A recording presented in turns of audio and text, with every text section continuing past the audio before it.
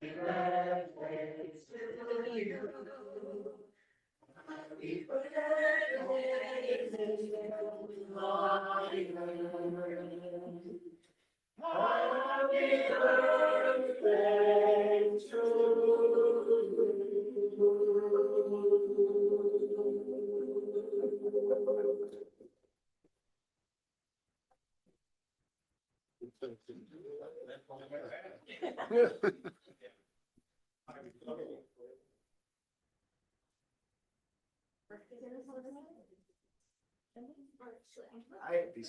I think you'll find a better seat than behind me. I'm good.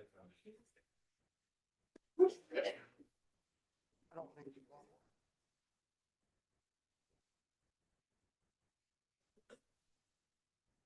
We need time to get some cakes. If you guys want to start, those of you that are seated, Terry and I can serve you and get that down to you if you guys are enjoying that. So please get started. Can we scoot down? And then Sopranos, can you pump up a little bit? Base is over. There's some resonance right here. And then altos can up a little. So it's you're a one, aren't you? Yeah. Let's go to the Let's do one way forward. Right over. You still see? Bailey? Okay, hi.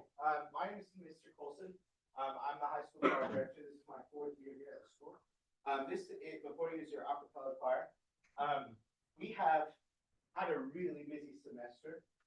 This semester we participated in solo and ensemble. This is my chance to brag on them in front of you, so I'm going to take it.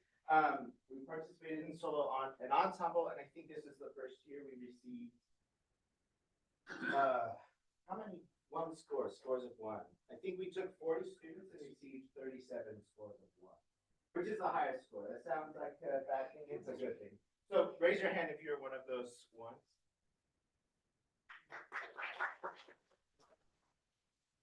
Some of those students joined us later. So because of their talent and their hard work, we also had 17 students make it to All-State this year, which is the premier All-State choir of the state. It's a pretty big thing to each school in the state competes.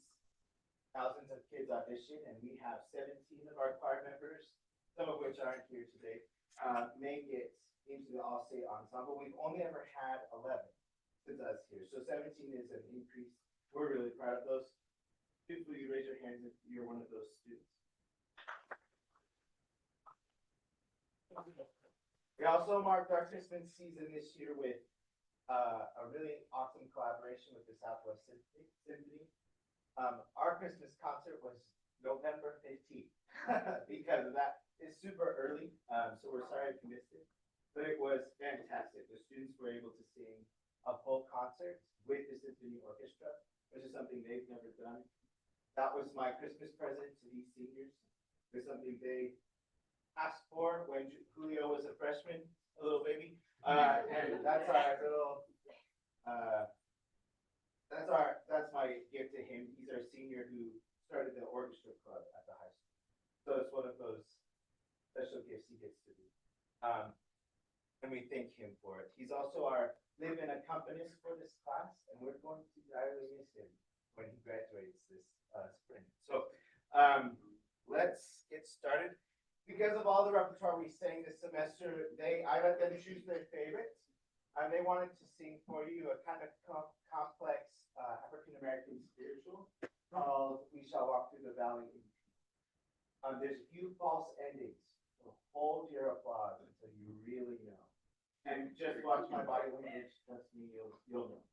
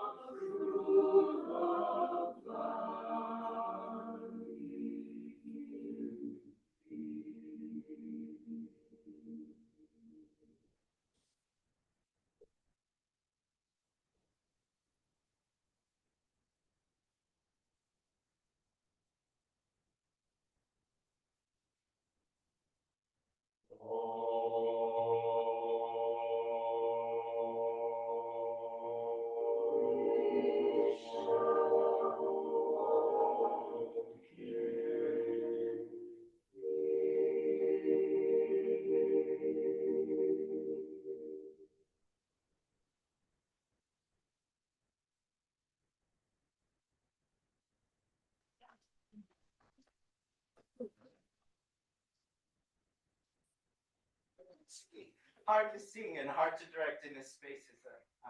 Usually hear them in silence. It's so fun. Now we'll get to our Christmas program. Sorry, this is Carol the Bells. Emma, will you give us that pitch? Right? Yeah, that's right. Let's go.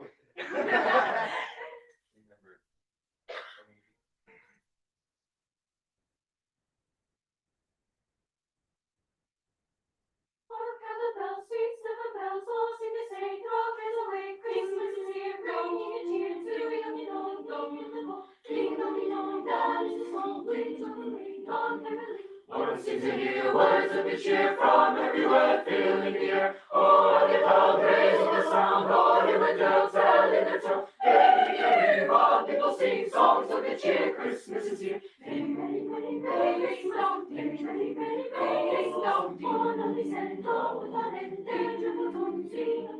Sweet snow bells all seem to say, Christmas is here, bringing the cheer to you and all, young and old. Ding dong, ding dong, that is a song, wait for the ring, bell, ring. Once to hear words of good cheer from everywhere, filling the air. Oh, the cloud raising the sound, oh, hear the doves telling the tale. Hey, while people sing songs of good cheer, Christmas is here. Ding dong, ding dong, ding dong, ding dong, ding dong, ding dong. On a listen, oh, that end, danger, the tongue, sing, ding dong.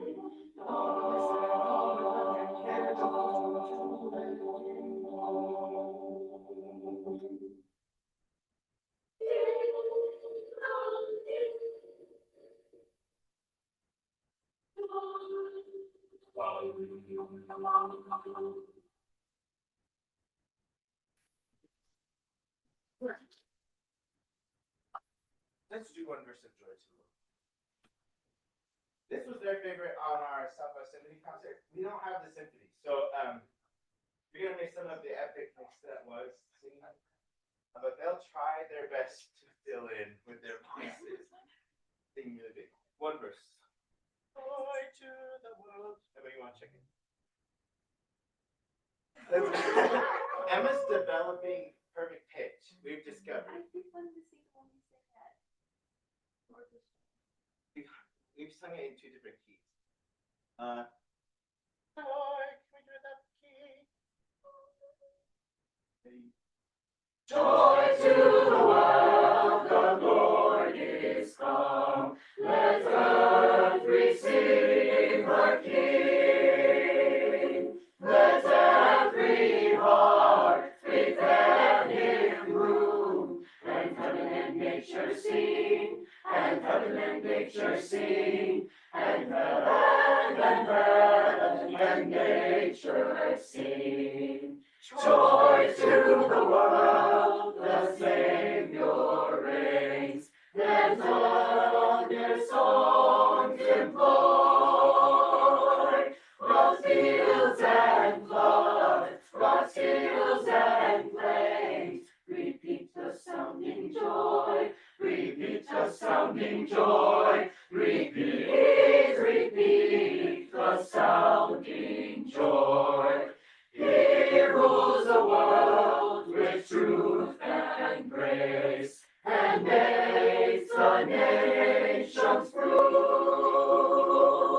the glories of his righteousness, and wonders of his love, and wonders of his love, and wonders, wonders of his love.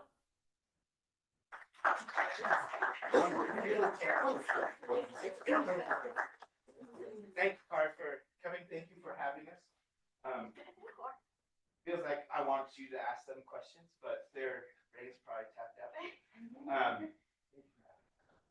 Absolutely, and I won't necessarily ask a question, but to those of you that qualified for All-State, someone who sang at All-State actually this last century, congratulations. Enjoy that time. It's a special time, and you'll have those memories forever. Always eternally grateful ambassadors our House Eagles are, not only here locally, but across the state and across our region. And thank you for leading them, young people. Thank you for doing great things. Continue to do great. Merry Christmas and Happy New Year. Thank you for spending your evening. Can you please? Want to go up the steps? I think there's a seat back there for those who want it. You can sit and enjoy it. Thank you guys so much.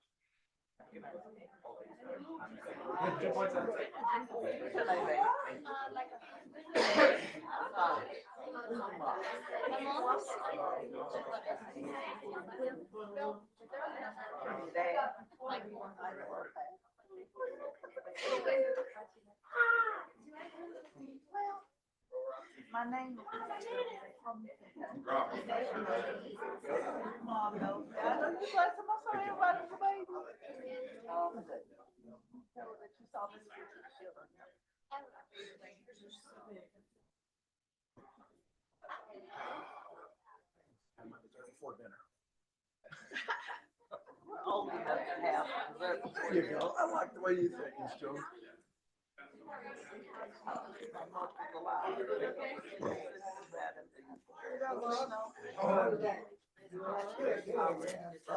Good to hear the kids perform. Mr. Choice, how you doing? Fine, let's see, haven't been here since you've been here. Ah. Hey, how you doing? How you doing? Just fine. Saw him last night. Yes, sir. Merry Christmas. Good seeing you. Yeah, Merry Christmas to you all. What she got? Merry Christmas. How you doing? How you doing, sir? Good day to you.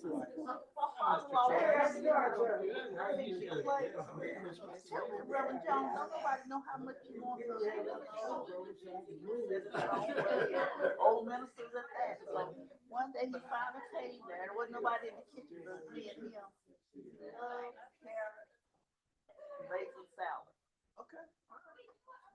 Got as much carrot, raisin salad as he wanted to eat. He didn't really want all the rest of it when you eat all of that. Those things that somebody thinks that you fit it up to eat. He likes apple salad, stuff like that. So he didn't sit there and eat nothing, but I said, don't eat nothing. The stuff right here that you won't eat. Absolutely. I didn't do all the work. They did it. Yeah, that was pretty good. His birthday's next month. Make this a tradition. Well, mine's the next month, but you're not gonna make it on my day. It won't be on the first.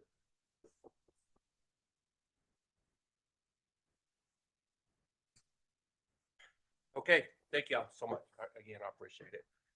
Moving on to public comments. Yes, sir. Mr. President, members of the board, we have one registered public comment. Dr. Titus. Be good night. One of my favorite people. Yeah. It's just keep coming. Well, happy birthday and thank Thank you. you for having me. For those that don't know me, I'm Becca Titus, the president and CEO of United Way of Lee County.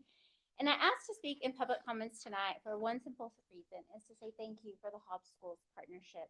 There's a lot that Hobbs Schools does with United Way in the community that you may or may not know. You follow our Facebook page, you probably see a little glimpse into it. But when I reflect on the past year, what stands out most is how consistently Hobbs Municipal Schools has shown up for our community. Month after month, you have opened your doors, your facilities, and your hearts to help meaningful community impact possible. In April, we hosted Reading Under the Lights at the high school. We started at the track, and thank goodness we thought ahead of time to have a contingency plan. We usually don't have to use those, and we had to use those for the first time. And Dixie and her team took charge and transferred us over into the indoor facility without skipping a beat. She and her team that she had with her at that time were absolutely amazing at doing that. Being able to hold that event on a school campus sends a powerful message to students and families that reading matters, education matters, and our schools are placed where learning is celebrated beyond the classroom. In June, we held the Terps flag football tournament.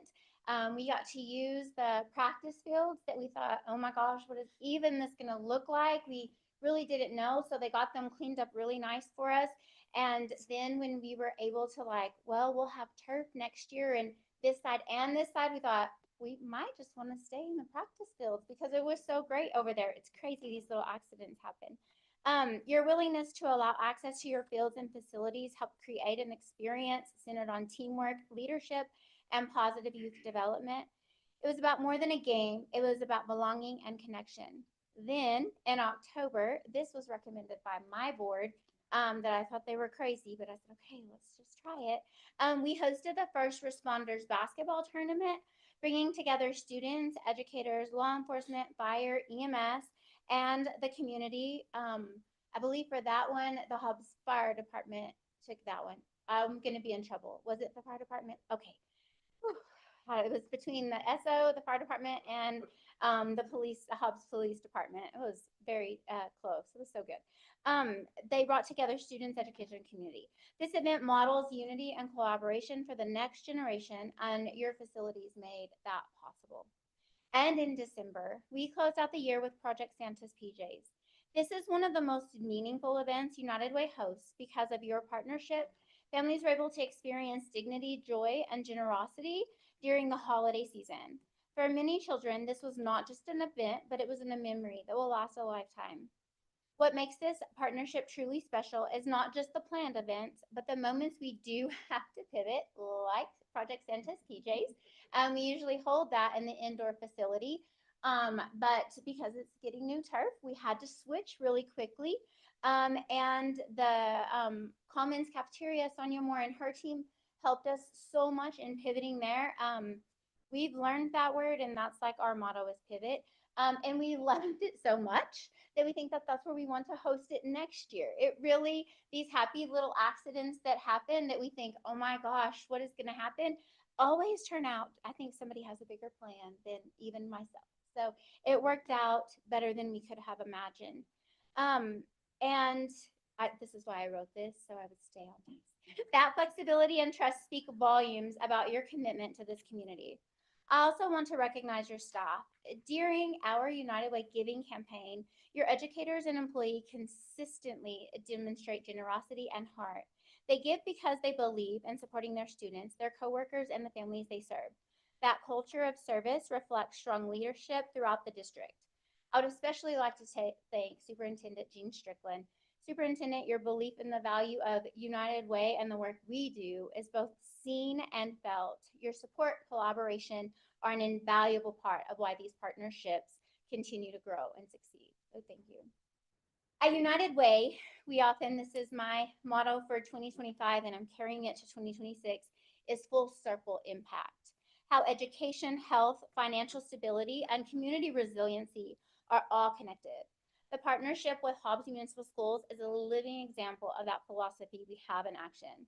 On behalf of United Way of Lee County, our nonprofit partners, our volunteers, and the families we serve, thank you for trusting us, walking alongside us, and continually saying yes to helping us and the community thrive.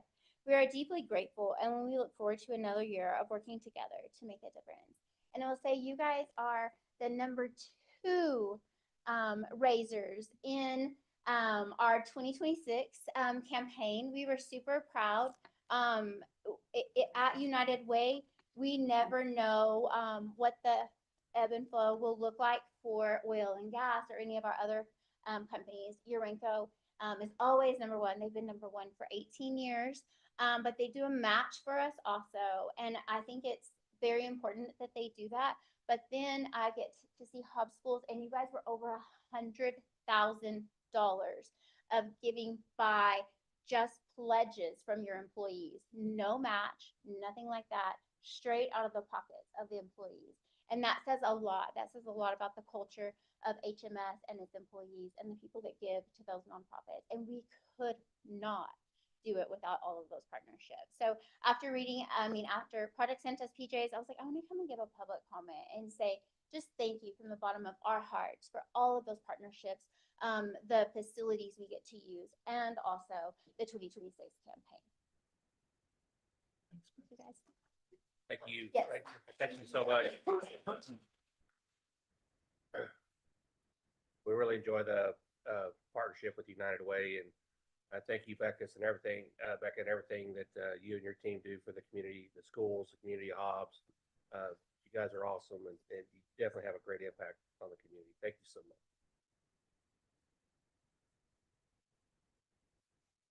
Mr. Byrd. Mr. President, members of the board, in your packet, you had your informational reports from this last month. We did have 4 individuals hired as certified. We had 5 individuals in the classified that came on with us. We did have 1 certified resignation, 2 classified resignations, and then we did have 1 certified retirement.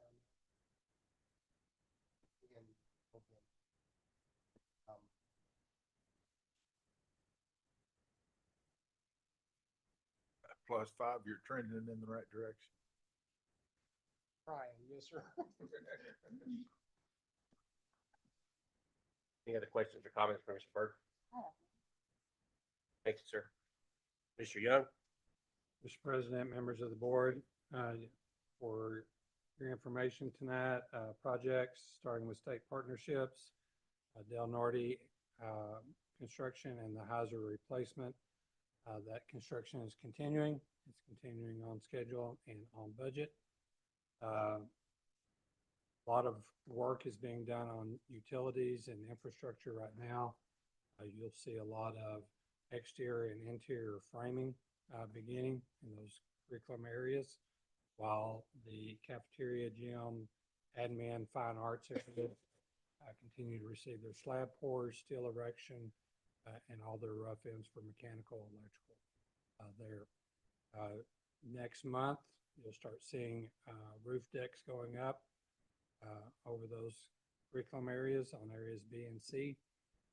Those mechanical rough ends have already been done up into the second floor. Second floor slabs are being finished, being poured this week. So both the B and C areas and that crosswalk between those two wings have been poured or being poured this week, depending on the campus. And we will complete all slab pours by mid-January. We should see full steel erection being completed probably by mid-February. They continue around the building. You've been around construction before, you know that this is the fast part of construction. Once they get the roof up and we start doing interior details, that's when things start slowing down. Doing those interior finishes and things, but it's going good, looking really good. Bradbury's excited about the project. They can't wait to see the finished product themselves. Looking at those things under PSFA review, these are unchanged since last month. We've not heard any word back from PSFA on our request for the HVAC and electrical upgrades or the fire alarm systems. We will be getting in touch with them before we break for Christmas to see where we are with those. The only word we received from the state is they received our application and they'll be in touch. That was back in September. So the state is moving at its regular speed. They actually have a director now, so maybe it'll start moving, I hope. Facility master plan, visions and planning completed that. We'll start meeting with our FAC committee members after the Christmas break, looking at some of the results of those assessments from visions and planning. Mr. Strickland and I have a meeting with them tomorrow morning to just go over the pre-assessment results and talk about a little bit about what their thoughts are. Ongoing district projects, classroom doors at Coronado have been replaced. Those are done. It's completed. We do have a couple of kick plates that still need to be put on. We're a couple short, but it's probably 99.5% completed at Coronado. Multipurpose, talked about, Becca mentioned it just a minute ago, the indoor facility. They started last week. The old turf is out. The new turf is in. They've made their cuts. They've stretched it. Today they were laying sand down and they were roughing that in. And by the end of the week, they will have the infill in and the indoor will be completed probably by the end of this week. They'll take the week off for Christmas and then they'll come back immediately after Christmas and start on the stadium itself. But our students will have the indoor facility available to them after Christmas. Moving on, ongoing projects. You see in blue, those are changes from last month. So roofing repairs, they will actually start next week. They'll work the 2 weeks during Christmas. Those campuses that are affected are Hobbs High School, Houston, Highland, Broadmoor, Taylor, Mills, and Sanger. Those roof leaks at those campuses will be repaired. And then we're assessing other roofs right now for other types of leaks that may be across the district. Taylor Elementary, there was a hiccup at the manufacturing plant. They had a piece of equipment break, slowed us down. So that will now start right after January, and the Taylor Elementary new playground will be installed after, once we get back. One other change also that happened today, Veteran Stadium indoor batting cage, the company we were working with. We've tried 2 different procurement venues. They did not qualify for either one through TIPS or through Buy Board. They're not a CES contractor, so we could not go through CES. Those fell through. And so we will be going out for bid. We'll create our specs and then we'll go out for bid and come back from the holidays. And we did get a quote in for the boardroom upgrade, and that price came in at just under 40 grand. So that was a really good price. We were really pleased with that pricing. And then just some photos up there. The last one you'll see just kind of shows, if you go to December of Del Norte.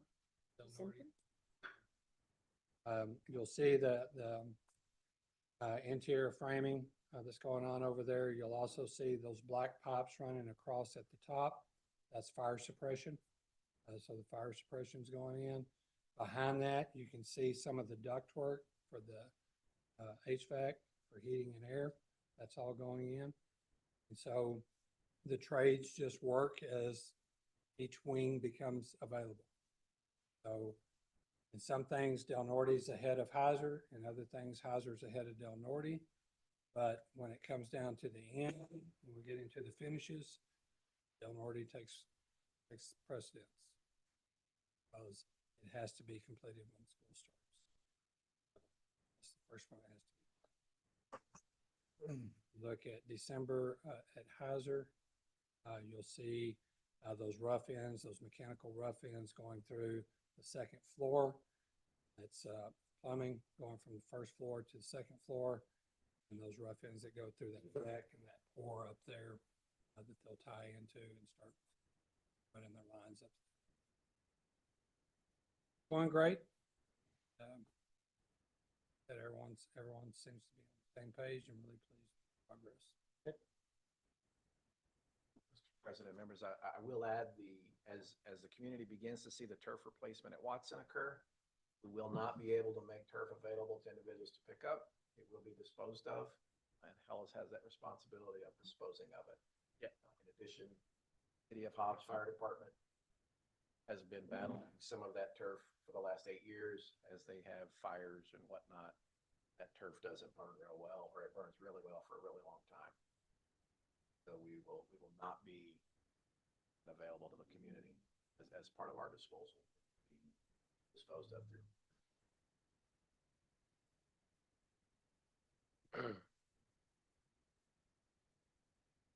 Any other questions, comments from Mr. Young? Have any of the construction CTEC kids been out to look at the projects, or like get some? So I'm working with Bradbury on that. They're real hesitant to put kids out there right now with all the steel that's going on. But there will be a point in time where we'll be able to. I think it maybe not even working, but at least have them go out there and look around and do a little tour of the facility. It'd be pretty cool for them to see some of that stuff. I know they do. Maybe a Friday. I do it small scale in the classroom, downstairs in the CTEC building, but to see it in that scale would probably be pretty cool for them to see that. Yeah. Good deal. Any other questions, comments? Thank you, Mr. Young. Yes, sir. Lashaway. Mr. President, members of the board, your consideration tonight under business, we have headers A, B, and C that include consideration of our expenditures for November, consideration of investments, and consideration of 6 bars. Transfer in the operational fund for our instructional department.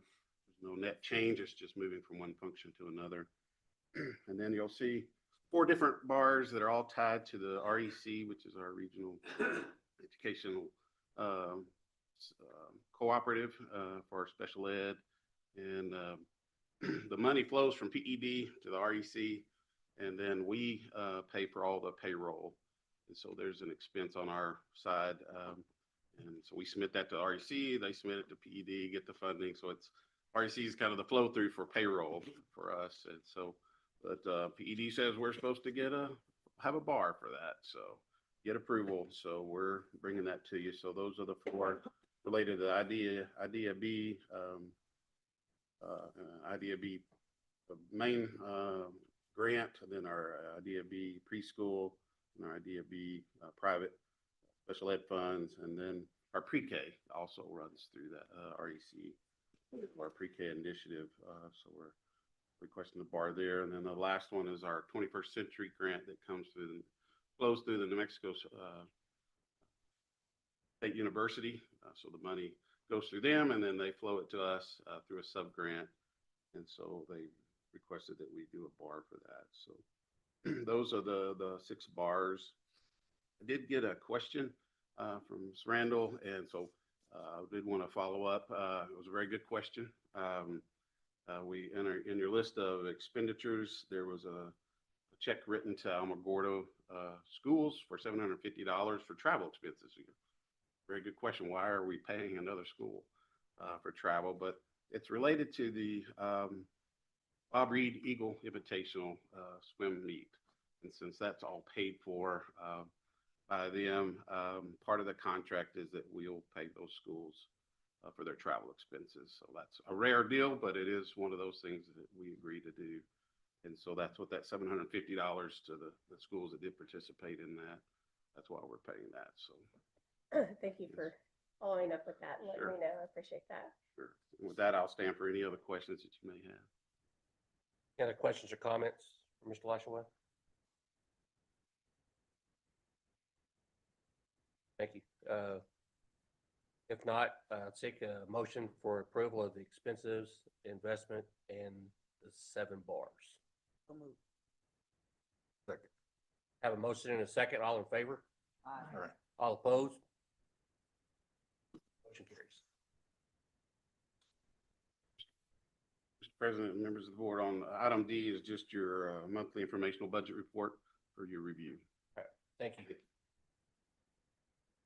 Mr. Strickland. Yes, sir. Mr. President, members of the board, I have for your consideration our third and final reading of our wireless communication device policy, policy JICJ. As an overview reminder, Senate Bill 11 was passed and signed in the 25 legislature last session and by the governor, which dictated that all school or local education agencies and boards will have a policy. It did not dictate what that policy would be, just that you will have a policy related to wireless communication devices. Our district coalition, which is our representation from every campus in town, came together. They were aware of that throughout the legislative session and asked that due to the timing of that bill coming out and the subsequent regulations coming out in June, they asked that we postpone that policy creation until we were back in school so that they could help inform that. We absolutely said yes. We already had policies in place as a district that were compliant with that statute. And so now we've gone the formal process of drafting that policy, and you see that there within your packets. We have not had any additions or edits for that policy in its original submission back in October. I did meet with the coalition yesterday, and they began looking in greater detail at the student handbook policy. So that's one adjustment we will make to the student handbook moving forward. We'll share those details again with leadership on Thursday. We've seen that since October as well. Talk about what that implications are. And the reality is majority of our campuses and classrooms were already operating under what you see in front of you. So there is not a huge bit of fanfare associated with our wireless communication device policy, as you've seen in other places. Many of our classrooms already have a practice put in place that say, today's the day to use them, today's not, and students are compliant and work with that. Overall, this is a really good process. I'm grateful to the coalition for their participation and engagement, really thoughtful, being thoughtful practitioners in terms of what this policy should be. So they are appreciative of this board allowing them that input as well, rather than policy developed and them being required to carry it out.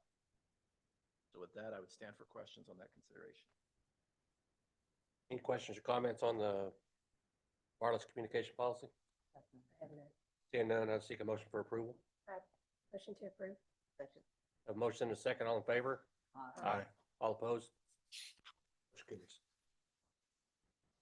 Mr. President, members of the board, I have for your information, really two things that we're excited about sharing. This first one being the college and career readiness solution partnership. You have in your packets a slide deck that in the age of AI, I used to create really just a briefing document so that you could see in greater detail what School Links will do. As we began the process of looking at what readiness looks like for our young people, and really striving to meet this board's vision of having students prepared for their unique opportunities in front of them, their unique futures, we recognize that we have a number of staff members that are working their tail off in trying to meet that. And they're doing career survey interest surveys. They're working with students on college applications. They're working with students on job skills. They're working to complete the next step plan. As we begin to look at all those systems in place, a lot of that was disjointed and fragmented, and couldn't ever really look at the data collectively to help make decisions programmatically about offerings that we have our students. A team of us came together and said, let's redefine what readiness looks like. And with that, let's take the opportunity to include our students in participating in that readiness process, beginning as early as middle school. So begin to think about college and career readiness from 3 phases, because even those going to college are preparing for a career. So we think about career readiness in 3 phases. Really in elementary, begin for them to have just awareness of what careers are out there. Not everyone's going to be a professional athlete, in which many of our kids in elementary school strive to be. And I will not quelch that dream of a young person who wants to be the next Steph Curry. But we want to talk about their plan to do that. So elementary school about career awareness. Middle school, we want that to be about career engagement and recognizing what those careers are and what it takes, and learning more about those careers. And then in high school, we want it to be about career development, really having those opportunities in the secondary setting to develop those skills and allow them to be employable or allow them to be admittable into that college of their choice for that chosen career. Grateful that this legislature and this board took action to approve the new graduation requirements that are much more career-minded than the previous graduation requirements. I've got a video. David and I are looking at each other as to which one's going to play the video. David's going to try it from his angle. See if the audio is better. If not, I'll flip through the slide deck. And then I'll forward you the video because it's a really good video.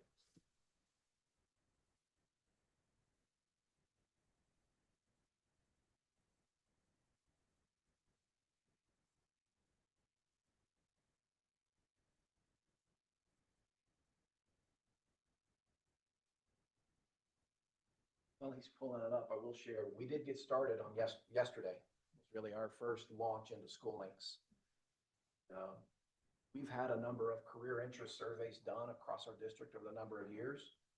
None of it has ever been holistically applied to our students and utilizing the data to inform our programming. So as of today, out of our 5,300 secondary students, 6 through 12, 3,100 of them have completed that yesterday and today. So kudos to our principals, teachers making sure that happens. The rest of those will happen throughout the course of this week as an attachment to their final exam schedule. See what David's got for us.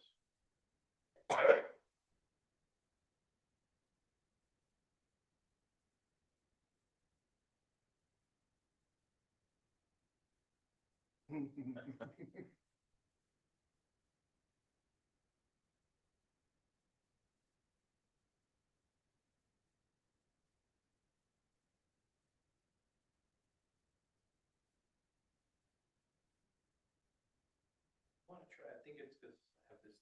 Sure.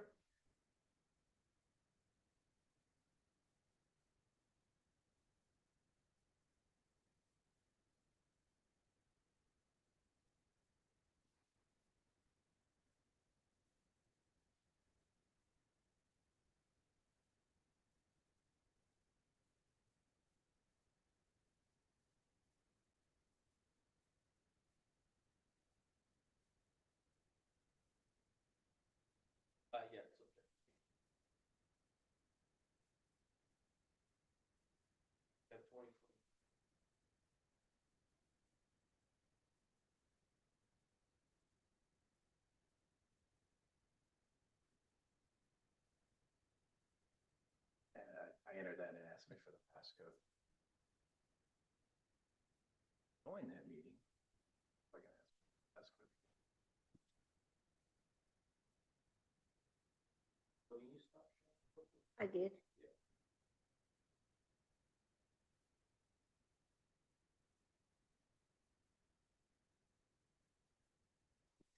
Yeah, click that stop share. There you go.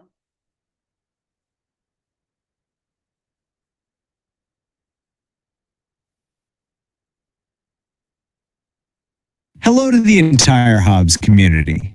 Today, we're going to talk about something really exciting, a brand new partnership that's all about connecting what you're learning in the classroom right now to the career you actually want in the future.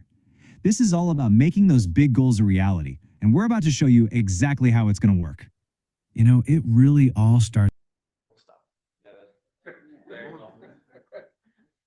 So we'll go back to the slide deck that you guys have in your packet. It really talks about the Eagles flight path and our desire to equip every Hobbs learner for their unique future. It's rooted in our portrait of an eagle. And Terry, we're on that second slide of that piece there. Yes.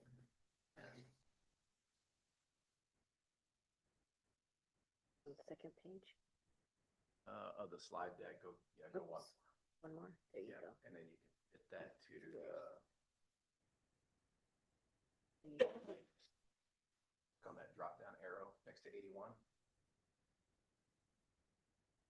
It fit to me. There you go. So there you go. It shows you our portrait of an eagle that we formed a little over 2 years ago with our entire community that says this is what our community expects of our students. So moving forward to the next slide. If you've talked to a kiddo talking about navigating that next, it's really complex. It's not as simple as it was 30 years ago that said everybody's going to college and this is how you're going to do it. You're going to take the ACT and you're going to go. There's a ton of opportunities. And so making sure that we're responsive to that, SchoolLinks allows us to have a system-wide responsibility to those interconnected processes within it. Next slide allows us to identify what those hidden costs are of a fragmented system. We've got, as I shared before, silos of data all over the place, not from a place of people wanting to not do good, but wanting to have information to do good. And so they may have information here that they're unable to share with other people and other organizations or other teams in our district. And it ultimately creates student confusion. SchoolLinks will bring those things into one system, to a coherent system, and students will be able to see that progress on theirs. So will parents be able to see their individual child's progress towards that. If you've asked a child, ask your child, how are you doing on your transcripts? Taking care of your classes towards graduation currently? That's a difficult process. It's not as clear cut as it is when you go to higher ed and you can see that degree plan. But we strive to learn some things from the higher ed model that can allow us to do that. The next slide there talks about what that partnership is. It does allow us to focus on what our values are as well as a district. What does sustainable high performance look like? We have dashboards to be able to see which students are at which stage along the process.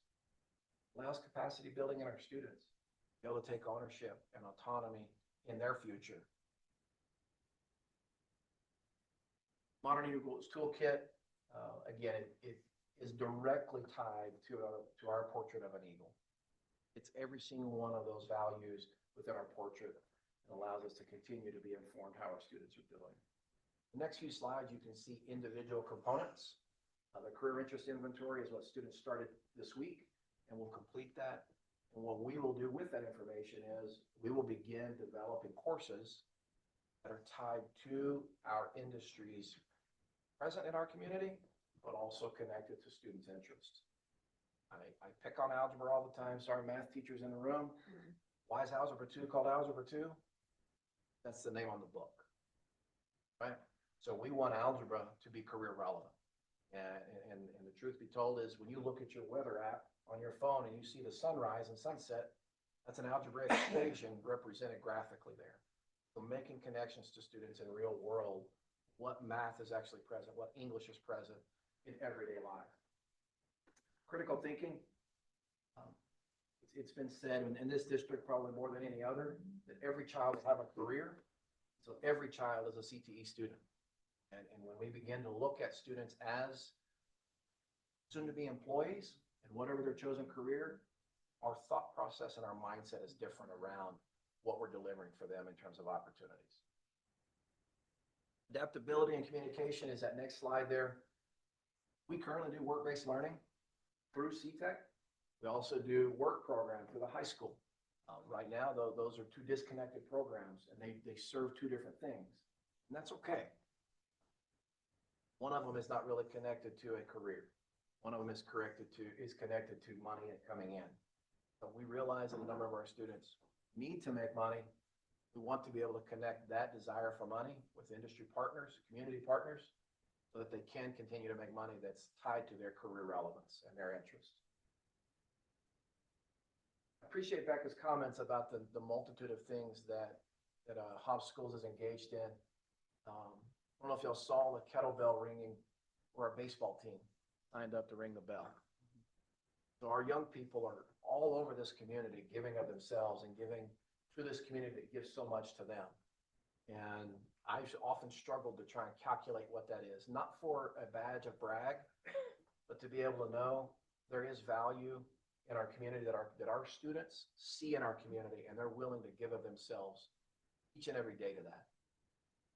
Communication, another piece of our portrait, absolutely allows us to maintain communication going through that process. I'll pick on parent-teacher conferences. It's not uncommon for us to have a very high participation rate in our elementary schools when we have parent-teacher conferences. But in a lot of cases, because of the secondary model, we see that engagement with parents in terms of parent-teacher conferences go down. Not because they don't desire to, not because they're not engaged, not because they're not emailing teachers, just a different mindset and a different experience for them. So School Links will allow us and allow our parents to continue to be engaged in that student's process throughout the secondary experience.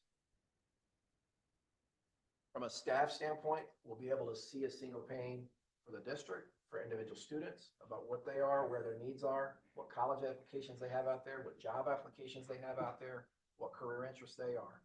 So as a former principal, if I've got little Brian Bird in my office, I'm going to pull his School Links profile up because I'm going to see that, you know what, he wants to be a school administrator, and I'm going to have a conversation with him about being a school administrator connected to that behavior today. Brian was a much better kid behavior-wise than I was, so he probably didn't have to spend much time in the office with the principal. And our commitment to our success. You can see there a kickoff, a timeline, training, and ongoing support that School Links is right here along with us for that journey. First piece of that was to be able to get actionable data, and that is that career interest inventory. We literally worked with School Links to get this stood up over the last 2 weeks, ready to launch on Monday. Principals dove in and said, yeah, let's do this. Let's start getting information that's actionable for our kids. So built that into their final exam schedule. Ultimately, we're going to have better results. One of the things that I strive for us to be is more effective. Efficient is nice, but effective is the better model of excellence. And you can see that nice little Notebook LM image there that says from the nest to the horizon, every eagle ready for flight. There on the next slide. So I appreciate Notebook LM crafting that for us. That's a pretty cool picture of a brown eagle. We won't be critical of it not being a golden eagle, but it's a brown eagle. Science teacher days coming out in there. But again, wanted to share for each and every one of you all that partnership that we're engaged in. And there will be many more conversations centered around what School Links is doing for us, or it's actually a tool for us moving forward with each and every one of our kiddos. And I'd stand for questions on School Links. Any questions for Mr. Strickland on that?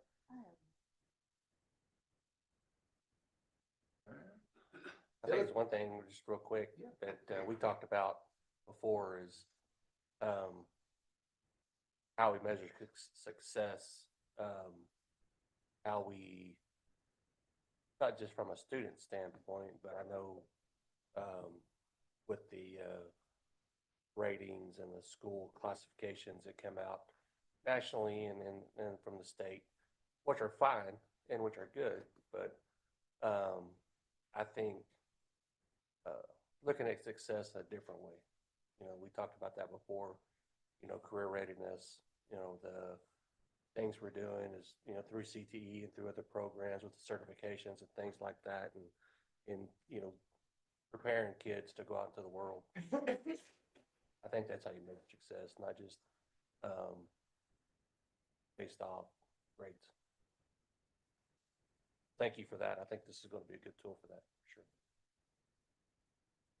Mr. President, members of the board, the next item I have for your information is an initiative that, quite frankly, I wish we didn't have to have. I wish we were healthier as a society when it relates to behavioral health and mental health, but let's just be frank, we're not. I'll also say, while I wish we didn't have to have it, I'm grateful that there's more and more conversations surrounding it. Because if we can't name it, we can't address it. And for many decades and in many cultures, mental health has been a subject that we just ignore. Someone walks in with a broke foot and their foot's in a cast, we want to jump on and sign that cast and be a part of that journey with them. Historically, as a society, when someone struggles with their behavioral health, in many ways, it's an embarrassment for them to talk about it. And as a society, we struggle to accept them. I am hopeful for our young people. They are much more comfortable talking about their well-being than we are as adults and than our generations were before us. So with that, knowing that our school district is not a behavioral health provider, but we're responsible to recognizing, identifying, supporting, and referring students to the appropriate resources. One of the things we struggle with is we don't know what those resources are. And maybe there's some cross definitions of what roles and definitions are, of what things are and what position they serve. And so along comes JED Foundation. Becca's here for this one as well. You all allowed me to participate in Maddox Leadership Institute 2.0. And Becca and I were teamed up together with three other people from our community. And one of our topics was youth behavioral health. That was our topic that we championed throughout that process. And we have staff members in place do certain things. Oftentimes, I think there's a misunderstanding about what they can do and what they should do. Everyone across our organization, as well as within our community. So what JED Foundation will do is we applied for this, for their partnership. We were accepted as a cohort with them to begin in late February, early March. And they will come alongside us for the next 3 years to develop a framework and sustainability plan for Hobbs Municipal Schools that is connected to our entire community. There's been a ton of conversation recently here in our county about what our behavioral health initiatives are. And I'm appreciative of that conversation. School has a responsibility to be a part of that. It has a huge, significant part of students' time each and every day. So these slides, just as an overview for you, you can see where that connects to our vision and mission as well. Equips all learners for their unique future. You can see the portrait of an eagle again, how our partnership with JED aligns with that. There on that next slide, you can see some statistics across the nation that over the past year, 40% of high school students reported experiencing persistent feelings of sadness and hopelessness. And 75% of mental health challenges arise during adolescence and young adulthood. And the next number to me is an indication of a system across our nation that only perpetuates the problem. So it takes anywhere from 8 to 10 years to access treatment after symptoms of mental health arise. But as we look at this from a systemic approach and a community-based approach, JED Foundation is willing to come alongside us and help resource map what that is. Next slide shows you the proven framework. So what JED Foundation's framework is, one more slide here. Allows us to see what they're going to focus on. Next slide there shows you the guided through your journey. Year one, preparation and strategic plan.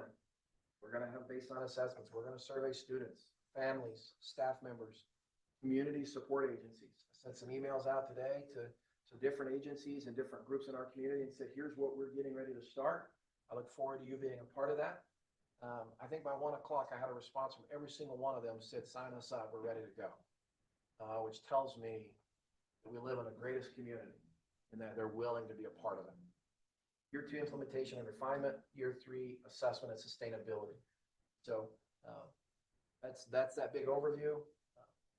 Someone may ask, what's the cost?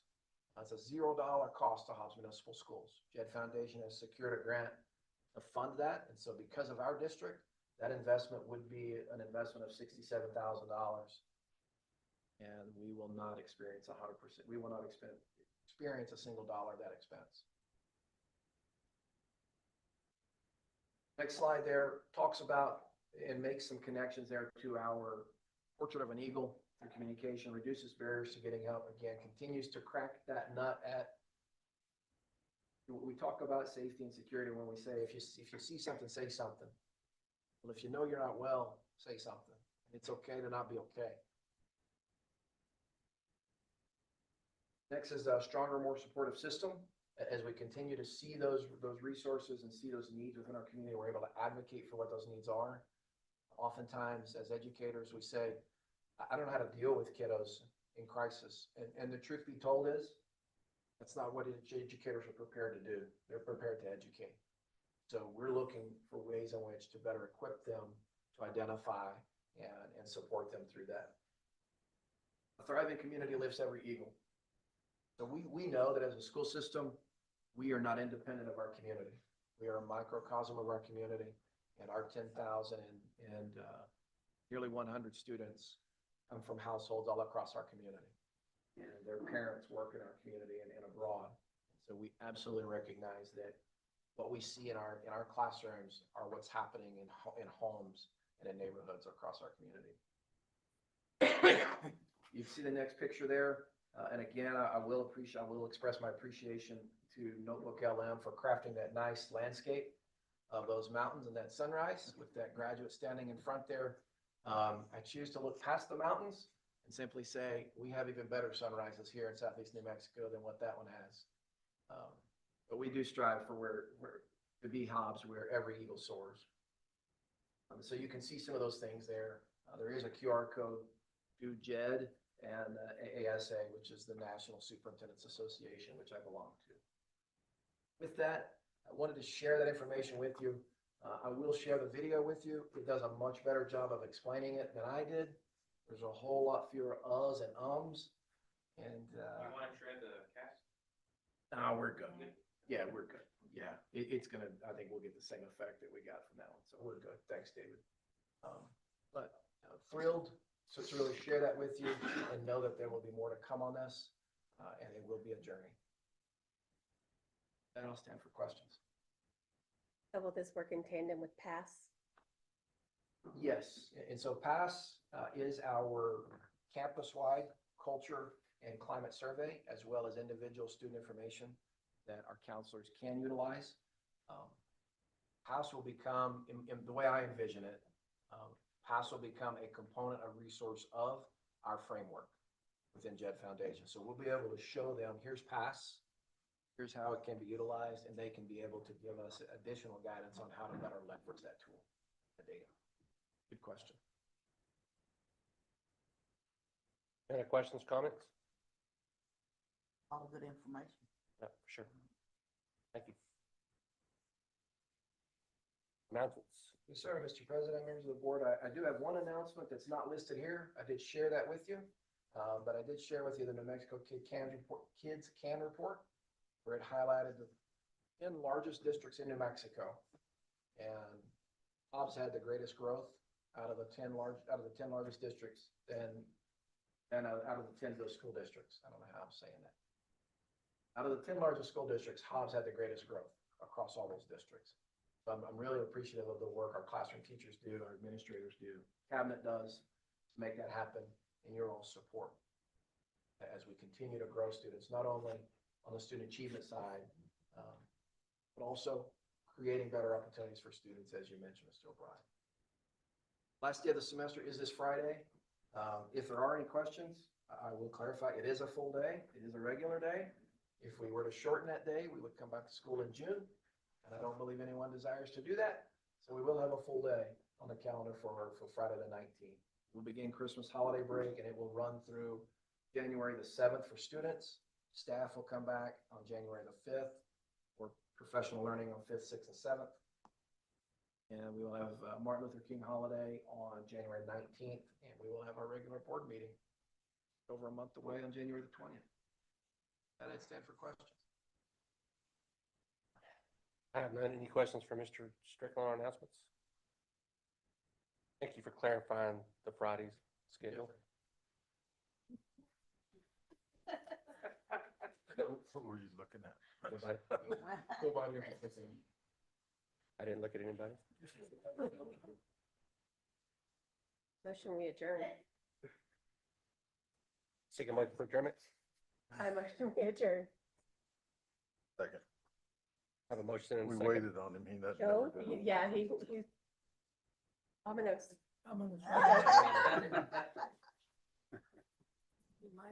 We're adjourned. Second.